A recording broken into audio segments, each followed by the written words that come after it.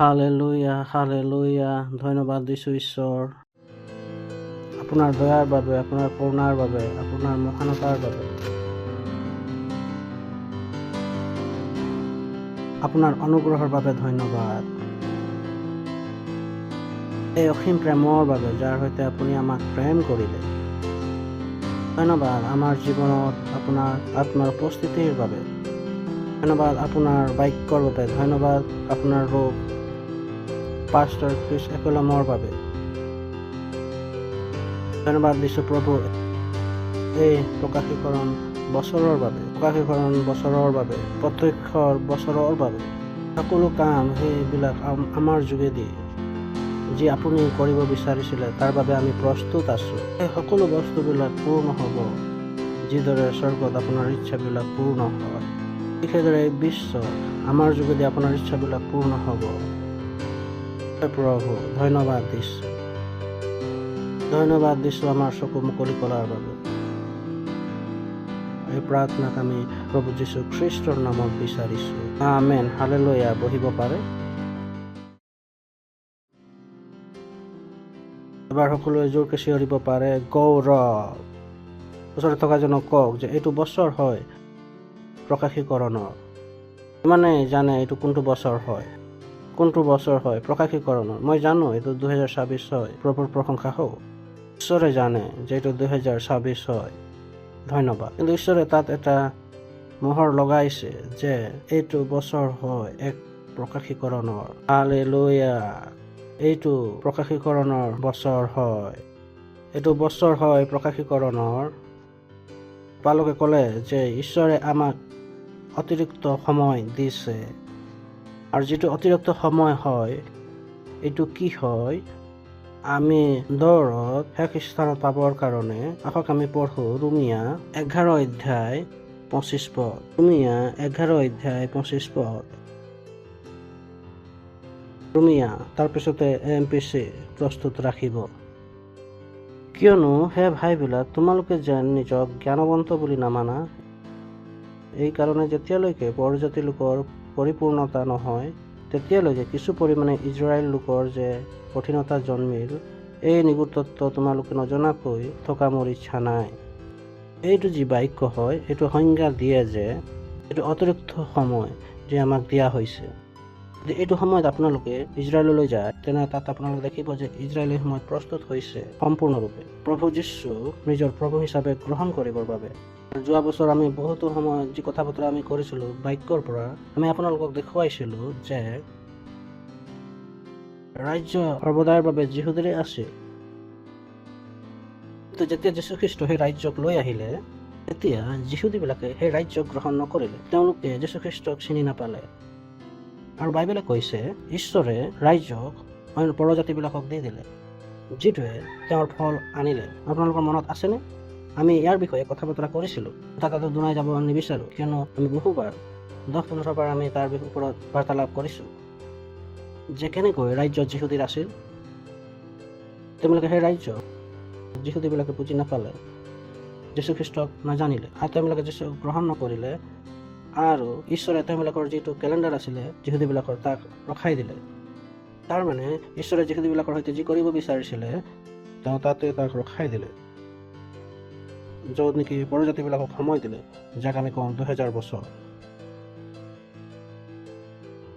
তাৰপিছত আকৌ ঈশ্বৰৰ কেলেণ্ডাৰ যি নেকি যিহুদীবিলাকৰ সৈতে আৰম্ভ হৈ যাব, সেইটোৱে কি হয় যে ৰেপচাৰৰ সময়। প্ৰভুৰ প্ৰশংসা হওক। হালেলুয়া। সেয়ে তেওঁ ইয়াতে লিখিছে, হে ভাইবিলাক, ইয়াৰ পৰা আপোনালোকে কিছু অলপ বুজি পাব। তোমালোকে যেন নিজক জ্ঞানৱন্ত বুলি নামানা, আৰু এই নিগুতত্ব তোমালোকে নজনাকৈ থকা মোৰ ইচ্ছা নাই। কৈছে যে এইটো কোনটো কেলেণ্ডাৰত চলি আছে। আপোনালোক লাগিছে যে এনেকুৱা 2026 হয়, 27 হয়, 2028 হয়। এই জগতখন সদায় চলি থাকিব।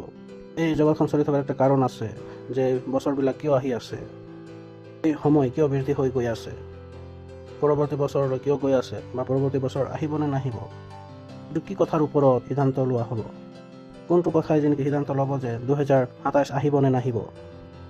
কোনটো কথাই সিদ্ধান্ত কৰিব যে 2028 আহিব নে নাহিব? কোনটো কথাই সিদ্ধান্ত কৰিব যে ৰেপচাৰ হ'ব নে নহ'ব? সিদ্ধান্ত লোৱাৰ ক্ষেত্ৰত কি হয়? কিয় এই অতিৰিক্ত সময়? দিয়া হৈছে। যোৱা বছৰ প্ৰতিজন ব্যক্তিলৈ শুভবাৰ্তা লৈ গ'লোঁ। আমি সকলোকে শুভবাৰ্তা শুনালোঁ। এইটো সত্য হয়। হ'ব পাৰে কোনোবা এজন ব্যক্তি আপোনালোকে পাব পাৰে যেনেকৈ যীশুখ্ৰীষ্টৰ বিষয়ে নাজানে। যীশুখ্ৰীষ্ট কোন হয় তেওঁক নাজানিব পাৰে, কিন্তু তেওঁবিলাকে যীশুখ্ৰীষ্টৰ নাম জানে। তেওঁলোকে জানিব যে এটা মণ্ডলী আছে, যীশুখ্ৰীষ্ট আছে, কিন্তু কিয় আহিলে, কি কৰিলে, হ'ব পাৰে তাৰ বিষয়ে তেওঁবিলাকে নাজানিবও পাৰে। যীশুখ্ৰীষ্ট আছে আৰু মৰিলে, এই তথ্য তেওঁবিলাকৰ সৈতে আছে। কিয়নো সেই ভাইবিলাক তোমালোকে যেন নিজক জ্ঞানমান বুলি নামানা, এই কাৰণে যেতিয়ালৈকে পৰজাতি লোকৰ পৰিপূৰ্ণতা নহয় তেতিয়ালৈকে কিছু পৰিমাণে ইজৰাইল লোকৰ যে কঠিনতা জন্মিল, এই নিগুতত্ব তোমালোকে নজনাকৈ থকা মোৰ ইচ্ছা নাই। তেওঁ কি কৈছে, ইজৰাইলে যীশুখ্ৰীষ্টক প্ৰভু হিচাপে স্বীকাৰ কৰাটো আৱশ্যক আছে এই ৰেপচাৰৰ বাবে। ইজৰাইলত যাব তেওঁক বহুতো খ্ৰীষ্টান লোকবিলাকো দেখা পাব। এইবিলাক যিহুদী আছিলে এতিয়া পুনৰ্জন্ম পোৱা লোক হৈ গৈছে, পবিত্ৰ আত্মাৰে পৰিপূৰ্ণ আছে আৰু পৰ ভাষাত কথা কয়, কিন্তু এক দেশ হিচাপে তেওঁবিলাকে এতিয়ালৈকে কোৱা নাই যে আমি এক খ্ৰীষ্টান দেশ হওঁ। তেওঁলোকে নিজকে নিজে এতিয়াও কয় যে আমি এক যিহুদীৰ দেশ হওঁ। তেওঁলোকে এইটোৱে কৈছে যে ইজৰাইলৰ এটা ভাগ এইদৰে কঠোৰ থাকিব। তাৰমানে বহুতো লোকবিলাক মানি লৈছে আৰু বহুতে মনা নাই। এইটো এভাগ কঠোৰ আছে, তাত ইংৰাজীত লিখা আছে, For I would not, brethren, that you should be ignorant of the mystery, হে ভাইবিলাক, এই নিগুতত্ব তোমালোকে নজনাকৈ থকা মোৰ ইচ্ছা নাই। lest you should be wise in your own conceits, তোমালোকে যে নিজক জ্ঞানৱন্ত বুলি নামানা, that blindness in part is happened to Israel. কিন্তু কিছু পৰিমাণে ইজৰাইলৰ লোক এভাগ এতিয়া অন্ধ আছে। অন্ধৰ অৰ্থ কি হয় যে এতিয়ালৈকে প্ৰভু যীশুখ্ৰীষ্টক কিছুমানে গ্ৰহণ কৰা নাই প্ৰভু হিচাপে। ৰাজ্য কাৰ হয়? তেওঁৰেই হয়। প্ৰভুৰ প্ৰশংসা হওক, হালেলুয়া। আৰু মাজত আমি আহি গ'লোঁ, মাজত আহি গ'লোঁ, য'ত নেকি ঈশ্বৰে পৰজাতিক ৰাজ্যলৈ আহ্বান কৰি ল'লে। লিখা আছে যেতিয়ালৈকে পৰজাতি সম্পূৰ্ণৰূপে প্ৰৱেশ কৰি নলয়, সম্পূৰ্ণৰূপে তাৰ অৰ্থ কি হয় তাক আহক আমি জানি লওঁ। তাৰ কাৰণে আমি MPCৰ পৰা পঢ়িম, তাত আৰু আমি কিছু অধিক বুজি পাম। মই চাব বিচাৰোঁ MPCৰ পৰা। তোমালোকে এনে নহয় যে নিজৰ জ্ঞানতে বুদ্ধিমান হয়। নিবিচাৰো যে তোমালোকে এই লুকাই থকা I do not want you to miss this hidden truth and mystery. ৰহস্যৰ পৰা অজ্ঞান হোৱা। এইটো কি হৈছে? গুপ্ত হৈ আছে, লুকাই আছে। জগতখন নাজানে যে জগতখন কেনেকৈ চলি আছে, জগতখন চলি থকাৰ কাৰণ কি হয়, সকলোবিলাক হৈ আছে কিয় হৈ আছে, এই সকলোবিলাক কেতিয়া আৰম্ভ হ'ব, কেতিয়া শেষ হ'ব, ইয়াৰ পাছফালৰ ভেদ কি হয়, যে ইজৰাইলৰ কিছুমান লোকবিলাক এতিয়াও Brethren, a hardening insensibility has temporarily befallen a part of Israel. প্ৰভু যীশুক গ্ৰহণ কৰা নাই, স্বীকাৰ কৰা নাই। তেওঁলোক এনেকৈ থাকিব আৰু কেতিয়ালৈকে থাকিব? Until the full number of the ingathering of the Gentile has come in. তেতিয়ালৈকে নেকি পৰজাতি লোকৰ পৰিপূৰ্ণতা নহয়। মানে প্ৰভু যীশু খ্ৰীষ্টই তাক গণনা কৰি ৰাখিছে যে কিমান পৰজাতিৰ লোকবিলাক প্ৰভু যীশুক গ্ৰহণ কৰিব লাগে। যেনেকৈ সেই শেষ মানুহজন ভিতৰত আহি যাব, সেইদৰে ইজৰাইলে কৈ দিব যে প্ৰভু যীশু আমাৰ প্ৰভু হয়, তাৰ পিছতে ৰেপচাৰ হৈ যাব। প্ৰশংসা হওক। তাৰমানে যে অতিৰিক্ত সময় দিয়া হৈছে, এইবাবেই দিয়া হৈছে। আৰু সেই শেষ লোকজন কোন হয়? সেই শেষ ব্যক্তিজন কোন হয়? সেই শেষ মহিলাগৰাকী কোন হয়? সেই শেষ শিশুটো কোন হয়? যিজনে ক'ব নেকি প্ৰভু যীশু মোৰ প্ৰভু হয় আৰু কাৰ্য শেষ আৰু দুৱাৰ বন্ধ। অতিৰিক্ত সময় আমাক দিয়া হৈছে, তাক আমি কওঁ যে পুনৰুদ্ধাৰ কৰক শেষ ব্যক্তিজনক। এনেকৈ নাভাবোঁ যে এই কথাবিলাক অসাৰ হয়। আপোনাৰ কাৰ্য কি হয় যে আপুনি শেষ ব্যক্তিজনৰ পৰা প্ৰত্যাহ্বান লওক। আপুনি প্ৰত্যাহ্বান ল'ব লাগিব যে সেই মোৰ যোগেদি সেই শেষ ব্যক্তিজন আহিব। হ'ব পাৰে সেই শেষ ব্যক্তিজন আপোনাৰ ঘৰতে হয়, হ'ব পাৰে সেই শেষ ব্যক্তিজন আপোনাৰ অফিচতে হয়। এতিয়া আপোনাৰ কাৰ্য কি হয় যে সেই প্ৰতিজন ব্যক্তি যাক আপুনি লগ পায় তাক আপুনি যীশুখ্ৰীষ্টৰ বিষয়ে এইদৰে কওক যে ভিতৰলৈ আহি যায়। কি জানে? আপোনাৰ যোগেদি সেই ব্যক্তিজন প্ৰভু যীশুলৈ ভিতৰলৈ আহি যায়। সেই ব্যক্তিজন কোন হ'ব? কিয়নো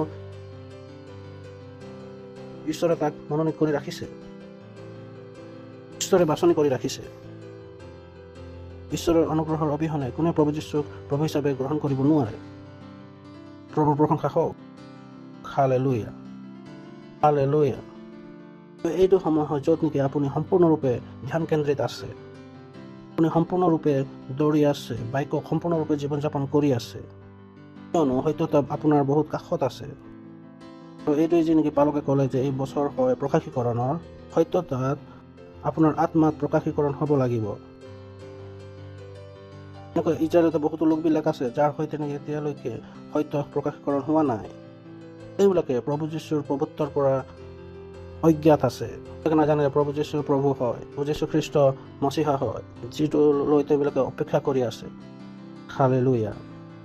যদি আপোনালোকৰ সৈতে 5 বছৰৰ আঁচনি আছে, সেই আঁচনিত শেষ ব্যক্তিজনলৈ গৈ পোৱা যদি আঁচনি নাই, আপুনি লক্ষ্যৰ পৰা আঁতৰি যাব।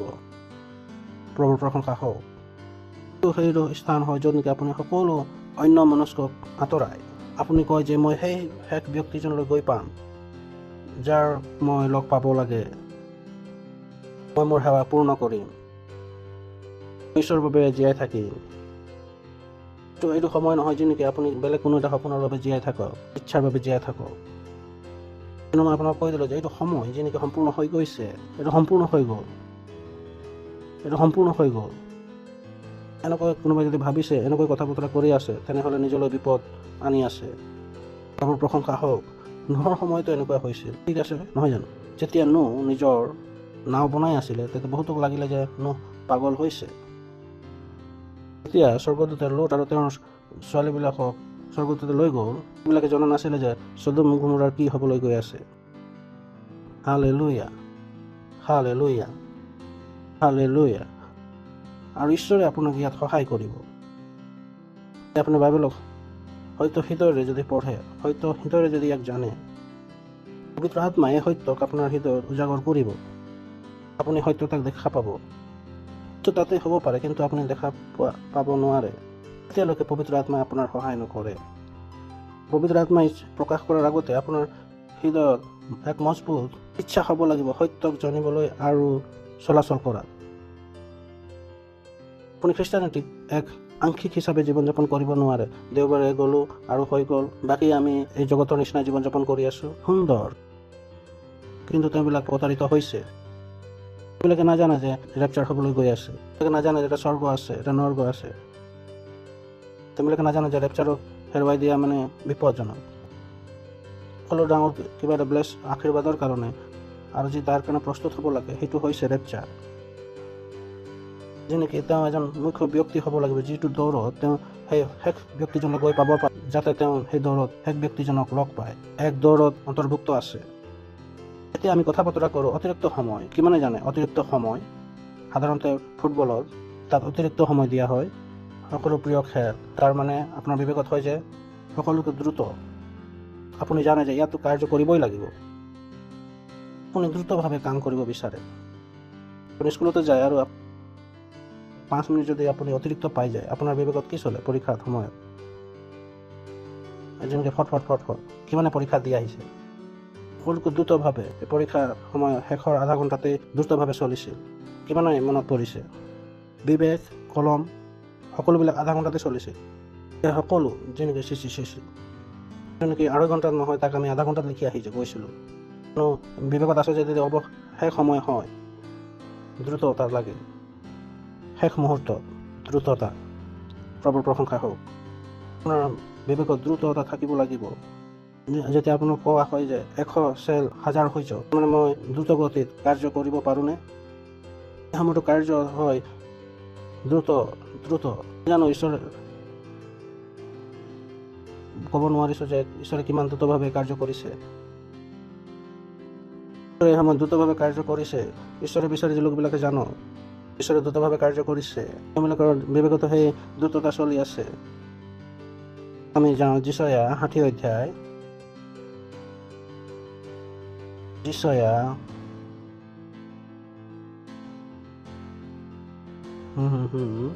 যিচয়া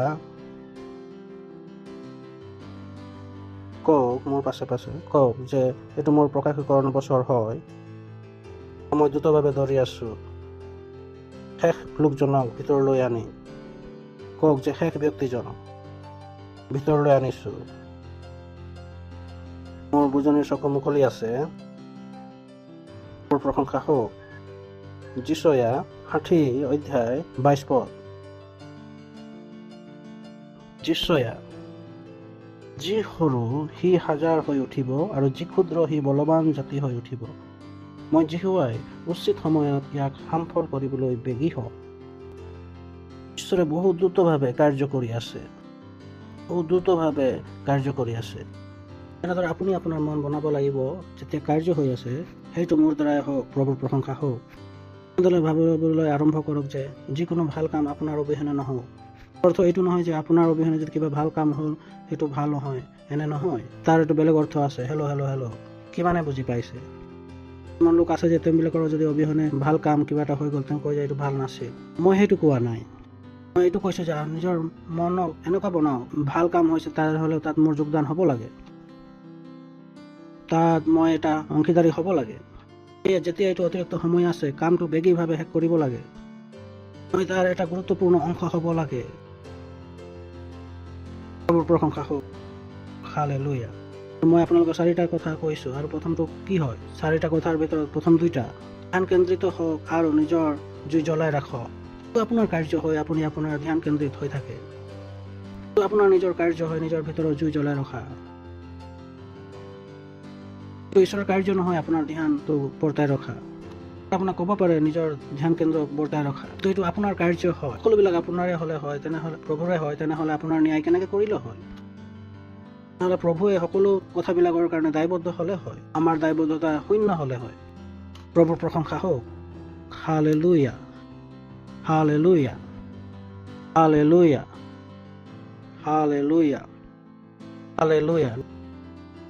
নিজৰ ধ্যান কেন্দ্ৰত বৰ্তাই ৰাখক, ভিতৰত জুই জ্বলাই ৰাখক।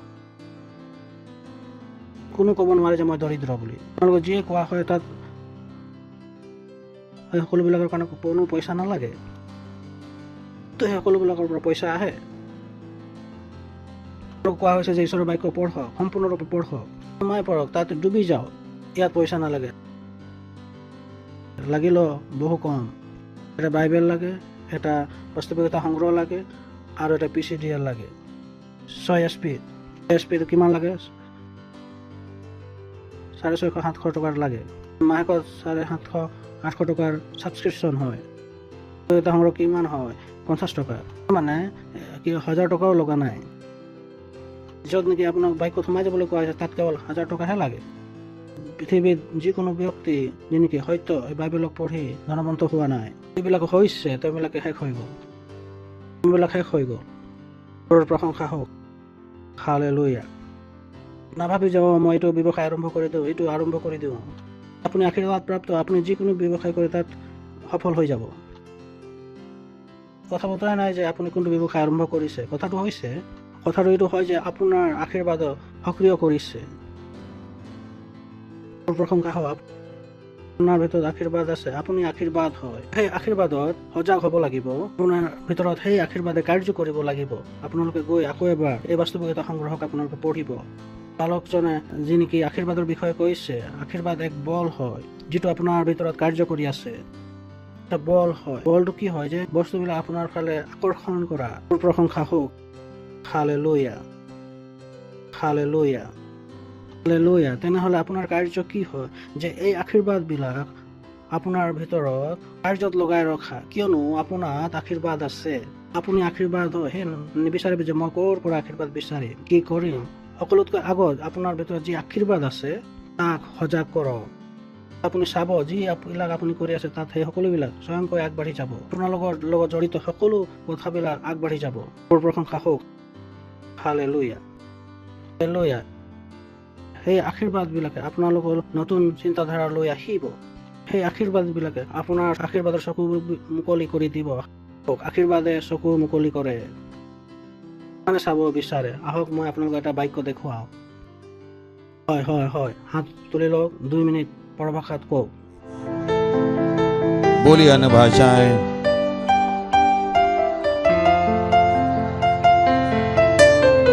बोलिए अन्य भाषाएं, बोलिए अन्य भाषाएं, बोलिए।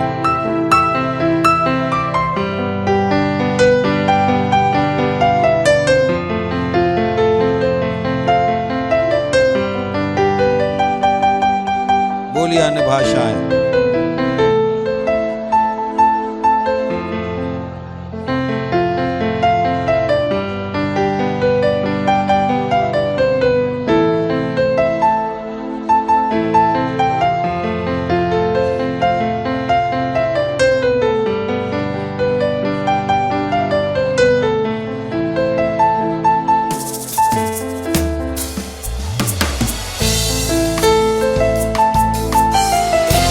बोलिए अन्य भाषाएं, बोलिए अन्य भाषाएं, अन्य भाषाएं बोलिए, अन्य भाषाएं बोलिए, अन्य भाषाएं बोलिए, अन्य भाषाएं बोलिए, अन्य भाषाएं बोलिए, अन्य भाषाएं बोलिए।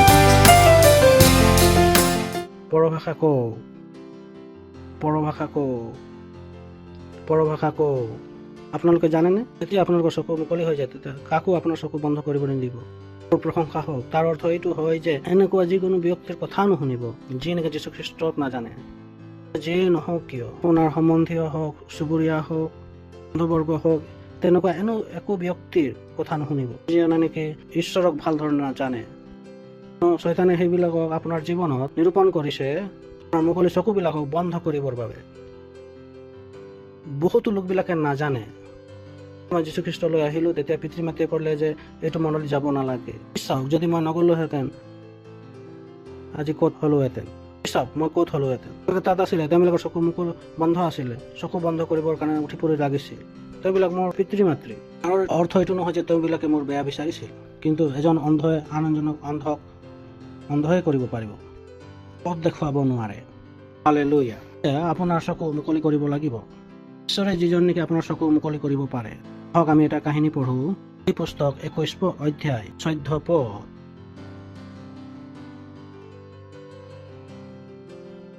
এই পুস্তক 21 অধ্যায় 14 পদ। তাতে অব্ৰাহামে নিচেই পুৱাতে উঠি পিঠা আৰু পানীৰে ভৰা এটা মুঠ লৈ হাগাৰৰ কান্ধত তুলি আৰু ল'ৰাকো সোধাই দি তাইক বিদায় কৰিলে। তাতে তাই গুচি গৈ বেৰশেবা অৰণ্যত ভ্ৰমি ফুৰিলে। লোকে জানে যে যেতিয়া নেকি ইছহাকৰ জন্ম হৈছিল, এটা সমস্যা আৰম্ভ হৈ গৈছিল। চাৰাই আব্ৰাহামক আহি ক'লে যে দুইটাৰ মাজত যুঁজ হৈ আছিল, দুইটাই সমস্যা কৰি আছিল। আব্ৰাহামে ক'লে যে মই কি কৰিম। তেতিয়া হাগাৰাই বেটি আছিল, তাক যি নেকি ইছহাক চাৰাৰ পৰা দূৰ পঠাই দিছিল। তাৰ পৰাই যি কাহিনী আৰম্ভ। তাৰ পাছত সেই মুঠৰ পানী ঢুকালত হাগাৰে এটা জোপাৰ তলত ল'ৰা এৰি থলে। যিহেতু মৰুভূমি আছিল, তাত সকলোতকৈ গুৰুত্বপূৰ্ণ হৈছে পানী হয়। পানী শেষ হৈ গ'ল, তেতিয়া যিজন নেকি হাগাৰ আছিল, তাই ইছমাইলক গছ এজোপাৰ তলত ৰাখিলে। নিজে তাৰ সন্মুখৰ পৰা কাঁড়ৰ বাটমান আঁতৰত বহিলগৈ, কিয়নো তাই ক'লে ল'ৰাৰ মৃত্যু মই নেচাওঁ। এতেকে তাই তাৰ সন্মুখৰ পৰা আঁতৰত বহি ৰাও জুৰি কান্দিবলৈ ধৰিলে। তেওঁ এই সময়ত যি নেকি কান্দি আছিল, তেওঁ কেনে লাগিছিল যে তেওঁ পুত্ৰক বচাবৰ কাৰণে কোনো নাই, আৰু তেওঁ মৰাটো চাব নোৱাৰে, সেইকাৰণে তেওঁ দূৰত গৈ বহি আছে। এতিয়াতো আমি মৰিবলৈ গৈ আছো, এতিয়া একো নহ'ব। আৰু ঈশ্বৰে তাৰ মাত শুনিলে। ঈশ্বৰে তাৰ মাত শুনিলে। তেওঁ দূতে স্বৰ্গৰ পৰা মাত লগাই ক'লে যে হে হাগাৰ, তোমাৰ কি হ'ল? ভয় নকৰিবা, কিয়নো তেনে অৱস্থাত থকা ল'ৰাটিৰ মাত ঈশ্বৰে শুনিলে। তাৰ পাছত উঠা, ল'ৰাটিক তুলি হাতেৰে ধৰা গৈ, কিয়নো মই তাৰ পৰা এক মহাজাতি উৎপন্ন কৰিম। তেতিয়া ঈশ্বৰে তাইৰ চকু মুকলি কৰিলত তাই পানীৰ এটা ভুমুক দেখিলে। প্ৰভুৰ প্ৰশংসা হওক। ঈশ্বৰে তাইৰ চকু মুকলি কৰিলে, তেওঁ পানীৰ ভুমুক দেখা পালে। পানীৰ ভুমুক তাতে আছিল, কিন্তু সেই তিৰোতাগৰাকী দেখা পোৱা নাছিল। যদি নাছিলেও তথাপি তাত ঈশ্বৰে তাত পানীৰ ভুমুক বনাই দিছে। মুখ্য কথা কি আছিলে? আগতেই আছিলে নে ঈশ্বৰে বনালে? সকলোৰ মাজত সকলোতকৈ গুৰুত্বপূৰ্ণ কথা কি হয়? তাত লিখা আছে ঈশ্বৰে তাৰ চকু মুকলি কৰিলে। বহুতো সময়ত লোকবিলাকৰ চাৰিওপাশে যি নেকি কথাবিলাক হয়, কিন্তু দেখা নাপায়। Hallelujah, hallelujah. তাতে তাই গৈ মুঠত পানী ভৰাই নি ল'ৰাক পান কৰালে। সকলো বস্তুতে আশীৰ্বাদ আছে।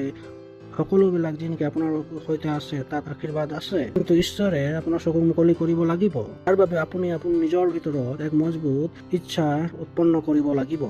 মোৰ যোগেদি ডাঙৰ কাম হওক। প্ৰভুৰ প্ৰশংসা হওক। নিজৰ হাত তুলি লওক আৰু ঈশ্বৰক ধন্যবাদ দিয়ক। ধন্যবাদ দিয়ক, ধন্যবাদ দিয়ক। কওক যে প্ৰভু ধন্যবাদ দিছো, এইটো বছৰ হয় প্ৰকাশীকৰণৰ। মোৰ বছৰ হয় প্ৰকাশীকৰণৰ। সকলো ভাল বস্তুবিলাক মোৰ সৈতে কাৰ্য কৰি আছে। ভাল কাৰ্যবিলাক মোৰ যোগেদি হৈছে। যীশুৰ নামত মই আশীৰ্বাদ হওঁ। মই আশীৰ্বাদৰ বাহক হওঁ। আশীৰ্বাদ প্ৰাপ্ত, আৰু মোৰ দ্বাৰা বিশ্ব আশীৰ্বাদ প্ৰাপ্ত। যীশুখ্ৰীষ্টৰ নামত আমেন। হালেলুয়া। নিজৰ উপহাৰ দিব পাৰে, উপহাৰ নিজৰ দশম ভাগ, নিজৰ পাৰ্টনাৰশ্বিপ আমি তাক কৰিব পাৰোঁনে? নিজৰ উপহাৰ। ধন্যবাদ। অনলাইন আমাৰ তথ্য আছে। আৰু এটা কথা, আপোনালোকে দশম ভাগ দিবলৈ নাপাহৰিব। দশম ভাগ বহুত আৱশ্যক, আপোনাৰ উপহাৰ বহুত আৱশ্যক। যিজনে এইটো কৰা নাই তেওঁ ঈশ্বৰক গম্ভীৰভাৱে লোৱা নাই। চিন্তাধাৰাই তেওঁৰ চকু মুকলি হোৱা নাই যে দশম ভাগ দিব লাগে। তেওঁ নাজানো বাকী কথাবিলাক কেতিয়া বুজিব। বহু ধ্যান দিব লাগে।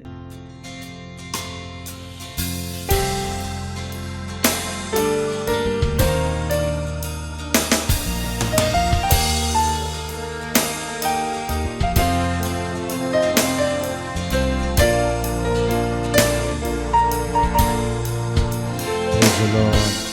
প্ৰভুৰ প্ৰশংসা হওক। আমি প্ৰাৰ্থনা কৰি ধন্যবাদ দিছোঁ প্ৰভু, পাৰ্টনাৰশ্বিপ আৰু বীজবিলাক লৈ আহিবলৈ সুযোগ দিয়াৰ বাবে। যিদৰে আপোনাৰ সন্তানবিলাকে ইয়াক দিছে, বৃদ্ধি হোৱা শস্য উপহাৰৰ ওপৰত আপোনাৰ আশীৰ্বাদৰ আহ্বান কৰিছোঁ। বৃদ্ধি হোৱা নিয়মক কৈছোঁ উৰ্বৰতা বিস্তাৰৰ বাবে। যীশু খ্ৰীষ্টৰ নামত আমেন। হালেলুয়া।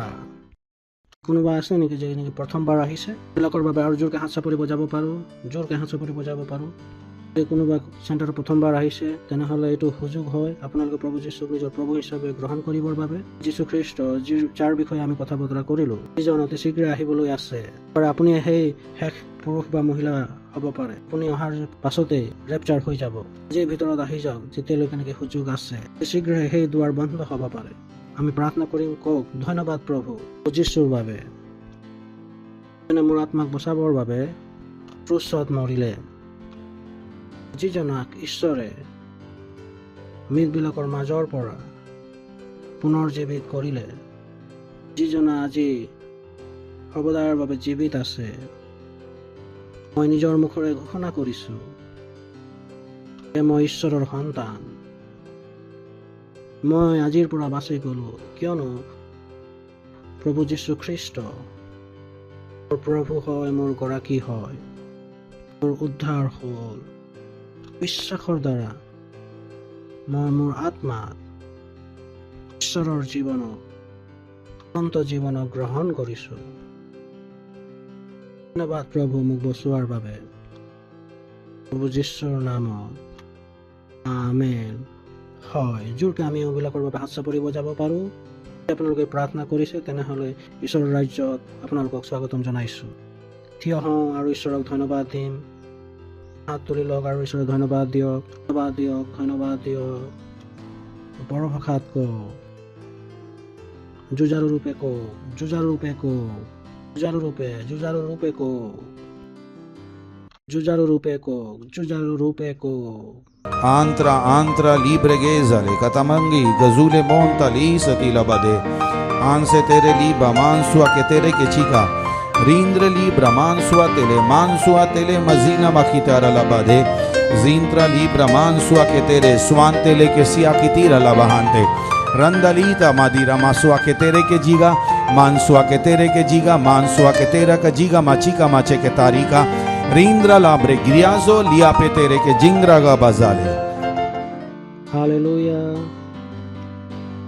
পিতৃ ঈশ্বৰৰ প্ৰেম, প্ৰভু যীশুখ্ৰীষ্টৰ অনুগ্ৰহ আৰু পবিত্ৰ আত্মাৰ সহভাগিতা আমাৰ সৈতে সদায় সৰ্বদা হৈ থাকক। প্ৰভু যীশুখ্ৰীষ্টৰ নামত আমেন। নিশ্চয় মংগল আৰু দয়া মোৰ জীৱনত নিবাস কৰিব আৰু চিৰকাল মই জিহুৱাৰ গৃহত বাস কৰিবলৈ পাম। প্ৰভু যীশুখ্ৰীষ্টৰ নামত আমেন। আনন্দ কৰক, বাক্যই কাৰ্য কৰে। ধন্যবাদ। ঈশ্বৰে আপোনালোকক আশীৰ্বাদ কৰক।